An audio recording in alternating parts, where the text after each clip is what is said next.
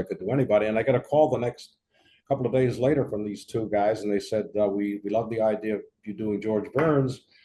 Could you at least let us know what George Burns sounded like? And I was kind of befuddled, and I finally said, say goodnight, Gracie. And they said, you're the guy. And I my wife and I were going on a cruise, and I wrote a short George Burns and Gracie Allen bit, and I got the glasses and I got the hair, and I went on stage, and it worked, and it's worked ever since. I have done some other people. I did Harry Truman for the White House Visitor Center, and I've done a couple of other people like Bernie Sanders and so on. And I do a lot of voice work as well. Okay. Now, what kind of training does someone have to go to become prolific at this impersonation?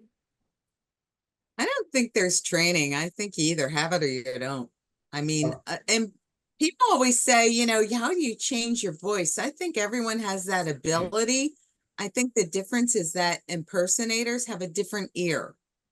And we hear the nuances, we hear the exaggerations that other people hear, but they can't really pick. You know, like when I do Joan Rivers, the first thing I heard when I was starting to impersonate her is that roughness in the voice. And I've heard, you know, female impersonators who look exactly like her, but then they walk out and they're doing their impersonation of a woman's voice. And, you know, I'm not anything against female impersonators. They've taught me everything I know pretty much. I was hanging out in drag bars when I was 14. First of all, I could drink there because nobody ever carded me, but I was always also crafting, you know, learning my craft from some of the best. You know, how to move, how to walk, you know, the physicality of it, and the makeup and the hair and the costumes.